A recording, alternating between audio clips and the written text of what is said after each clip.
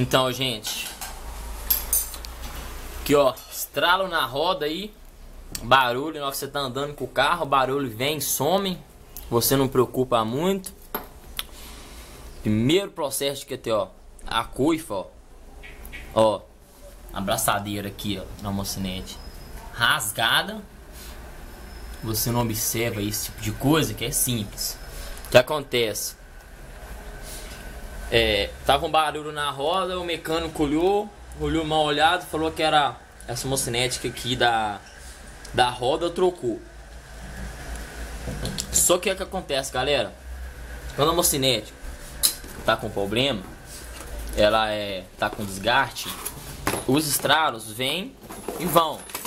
Dependendo da onde você passa no buraco ali, ela encaixa de novo e o barulho para ali por 3, 4 dias. Como que o mecânico levantou o carro, mexeu no mocinética ali, mexeu no semi-eixo, ela parou de estralar e ele trocou aqui. Então, no ele trocar essa peça aqui,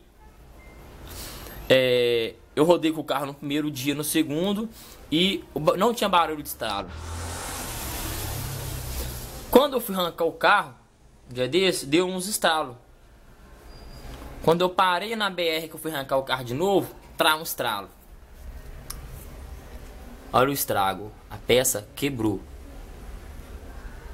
Quebrou a peça. Isso aqui, gente, é reboque. O carro não engata marcha. Aí você vai pagar no reboque, dependendo da região aí, 150 no reboque, para ir para uma oficina. Mas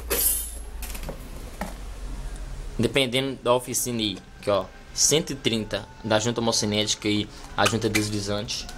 Mas a mão de obra do mecânico se você não souber trocar.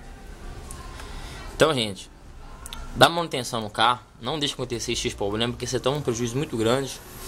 Então, confere aí, leva o carnaval, confere aí as coifas, se não tá rasgada. Confere as coifas.